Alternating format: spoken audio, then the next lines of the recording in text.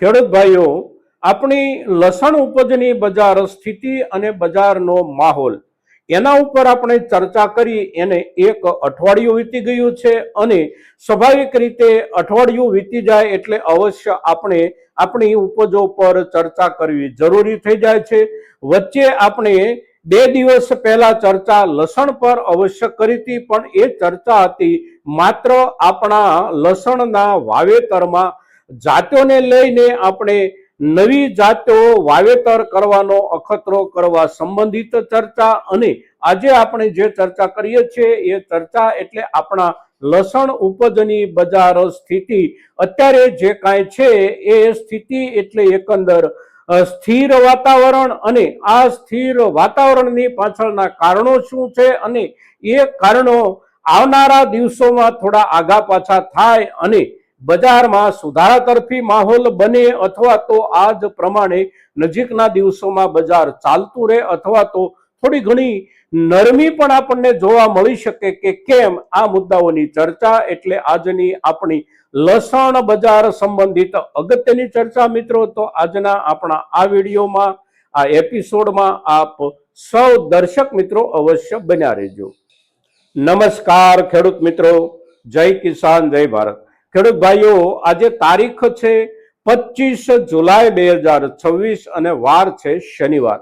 શનિવારનો દિવસ છે એટલે માર્કેટિંગ યાર્ડોમાં કામકાજનો અઠવાડિયાનો છેલ્લો દિવસ છે. અને આપણા લસણની ઉપજના ભાવોની સ્થિતિ આપણે જોઈએ તો નીચલા દરજ્જાની ક્વોલિટીનું આપણું લસણ એટલે કે કારખાના ક્વોલિટી લસણના વેપારોની શરૂઆત થાય છે 20 કિલોના ભાવ 650 રૂપિયા કે 700 રૂપિયાથી અને ઉપરમાં પહોંચે લગભગ 850 કે 900 રૂપિયા સુધી. ત્યાર પછી જેમાં થોડું ખાવાલાયક લસણ હોય એવા પ્રકારના લસણના ભાવની શરૂઆત થાય 950 કે 1000 રૂપિયાથી અને 1150 કે 1200 રૂપિયા સુધીના ભાવથી વેપારો થાય. ત્યાર પછી દરજ્જા પ્રમાણે જોઈએ તો આપણા ગુજરાતના માર્કેટિંગ યાર્ડોમાં ઉપરમાં એટલે કે સારામાં સારા ભાવનું લેવલ એટલે 20 કિલોના 2500 રૂપિયા સુધીનું લેવલ, અને મુખ્ય માર્કેટના જે વિસ્તારો એટલે કે મુખ્ય વાવેતરના વિસ્તારો મધ્યપ્રદેશ, રાજસ્થાન, તો આ રાજ્યોમાં ભાવોનું લેવલ નીચલા દરજ્જાની ક્વોલિટીમાં બિલકુલ આપણે ત્યાં જે ભાવથી આપણા લસણ આપણે વેચી રહ્યા છીએ ત્યાંથી જ ભાવોની શરૂઆત થાય છે. પણ ઉપરમાં એમની એક જાતોની પ્રતિષ્ઠા અને એમની વેચવાની જે પદ્ધતિ છે એના આધારે બજાર ભાવનું લેવલ દેશી લસણમાં પણ હજી 4300, 400 કે 500 રૂપિયા સુધી જળવાયેલું છે, અને ઊંટી લસણના બજાર ભાવનું લેવલ ઉપરમાં 5200 કે 5500 રૂપિયા સુધી ચાલી રહ્યું છે. હવે આ પ્રમાણે બજારમાં જે ભાવોનું લેવલ છે એ લેવલ આપણે આજના હિસાબથી જોઈએ તો પણ, અને ગઈકાલ 2 દિવસ પહેલા કે આ અઠવાડિયાની શરૂઆતથી આપણે જોઈએ તો પણ ભાવોમાં કોઈ લાંબો ટૂંકો ફેરફાર નથી. કોઈ દિવસે 15, 20, 25 રૂપિયા કે 50 રૂપિયા કોઈ વર્ગમાં ફેરફાર આપણને જોવા મળ્યો હોય. એ સિવાય આખું અઠવાડિયું આ ભાવથી જ વેપારો થયા. ત્યાર પહેલાનું અઠવાડિયું જે ગયું એટલે કે ગયું અઠવાડિયું જે વીત્યું આપણું, એ અઠવાડિયામાં પણ સ્થિતિ આ પ્રમાણે રહી. અને સ્વાભાવિક રીતે આપણે છેક જુલાઈથી જોઈએ તો પણ બજાર ભાવમાં કોઈ લાંબો ટૂંકો ફેરફાર નથી. ક્વોલિટીના હિસાબથી 50-60 રૂપિયાથી લઈ અને 100-125 કે 150 રૂપિયાના ભાવોના ફેરફાર સાથે બજાર ઉપર નીચે થતું રહે. અને અત્યાર સુધી આ પ્રમાણે આ આખા મહિના દરમિયાન બજાર ચાલ્યું. હવે આ પ્રમાણે બજાર જે ચાલી રહ્યું છે એના મૂળ કારણો જે છે એ કારણો એટલે સ્વાભાવિક રૂપમાં આવકો મુખ્ય વાવેતર વિસ્તારોમાં ક્યાંય ઘટતી પણ નથી, ક્યાંય વધતી પણ નથી. સામે જરૂરિયાત એટલે કે વપરાશ જે કાંઈ છે એ વપરાશમાં કોઈ જગ્યાએ મોટો વધારો નથી. અને બજારમાં સામાન્ય રૂપમાં આપણે જોઈએ તો એકંદર થોડો સુધારો બનવો જોઈએ સમયગાળા દરમિયાન, એટલે કે ખાસ કરીને આ સમયગાળા દરમિયાન એ સુધારો નહીં બનવાનું કારણ એટલે ગયા મહિનામાં એટલે કે જૂન મહિનાના 15 તારીખથી લઈ અને ત્યાર પછી આખો જૂન મહિનો પૂરો થતા સુધીમાં બજારના સુધારાના જે કાંઈ વાતાવરણમાં વેપારો થતા હતા એ દરમિયાન પણ આપ સૌને એક મુદ્દા તરફ ધ્યાન દોરવાનો અમારો પ્રયાસ રહ્યો હતો કે અત્યારે હવે લસણના ભાવોનું લેવલ જ્યાં પહોંચ્યું છે એ લેવલ એટલે સામાન્ય રૂપમાં સામાન્ય વર્ગ તરફથી જે કાંઈ ખોરાકી ખરીદી થતી હોય આ ખરીદીમાં કાપ આવે અને આપણે જે હોટલ કે રેસ્ટોરન્ટો આપણી આસપાસમાં ચાલતા હોય અને જે હોટલ રેસ્ટોરન્ટનો આપણે ઉપયોગ કરતા હોઈએ આ દરજ્જાના હોટેલ અને રેસ્ટોરન્ટો પણ પોતાની લસણની વપરાશ ભાવોના આ દરજ્જા પછી અડધાથી પણ વધારે ઓછી કરી નાખે અને કેટલીક ચીજવસ્તુઓમાં એનો બિલકુલ ઉપયોગ કરવાનું બંધ થઈ જાય. હવે ભાવોનું લેવલ આપણે જે સમજીએ છીએ એમાં અને છૂટક માર્કેટમાં બહુ મોટો ફરક હોય છે. આપણે જે માર્કેટને સમજીએ છીએ એ માર્કેટ એટલે આપણા તરફથી માર્કેટિંગ યાર્ડોમાં જે લસણ આપણે વેચીએ છીએ આ ભાવ આપણા માટે છે. એટલે કે આપણે જે કારખાના ક્વોલિટી લસણ વેચીએ છીએ આ લસણનો ભાવ આપણને મળે છે લગભગ 35-37 કે 40 રૂપિયાથી શરૂ થાય અને ઉપરમાં ઊંચામાં ઊંચા મળે આપણને એ દરજ્જાની ક્વોલિટીમાં લગભગ 50-52 રૂપિયા સુધી. પણ એ લસણ જે છે એ ખાવા માટે વપરાય એ પ્રકારનો એનો દરજ્જો નથી હોતો. એ લસણ 100% જતું રહે છે કારખાનાઓમાં એટલે કે ડિહાઇડ્રેશન ઇન્ડસ્ટ્રી તરફ. ત્યાર પછી એનાથી થોડું સારું એટલે કે જેમાંથી ખાવા લાયક લસણનો અવશ્ય કેટલોક જથ્થો મળી શકે એમ હોય તો એવું લસણ આપણા તરફથી બજારમાં જે વેચાય એના ભાવ આપણને માર્કેટિંગ યાર્ડોમાં લગભગ 55 રૂપિયા આસપાસથી મળવાના શરૂ થાય અને ઉપરમાં 70-72 રૂપિયા સુધી આપણા લસણના વેપારો થઈ રહ્યા છે.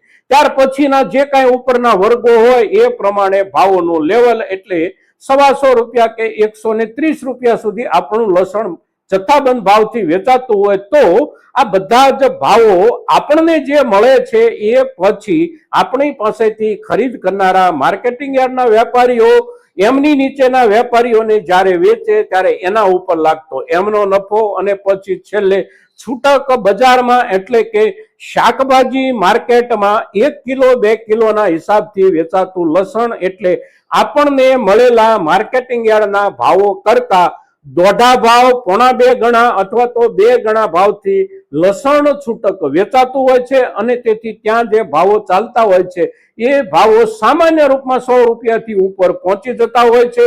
125 રૂપિયાથી શરૂ થાય અને ઉપરમાં 250 કે 300 રૂપિયાના ભાવથી લસણ આપણું વેચાતું હોવાના કારણે એની ખરીદી એટલે કે વપરાશ અવશ્ય ઘટી જાય છે અને આ ઘટતી જતી વપરાશની અસર આપણને 2-3 અઠવાડિયા દરમિયાન હવે બજારમાં જોવા મળશે. એટલે કે ભાવો અહીંયા અવશ્ય રોકાઈ જઈ શકે એવું પાછળના એટલે કે જૂન મહિનાના બીજા પખવાડિયા દરમિયાનના દરેક એપિસોડમાં આપણે ચર્ચા કરતા રહ્યા છીએ અને સ્થિતિ અત્યારે ત્યાં આવી અને ઊભી રહી ગઈ છે.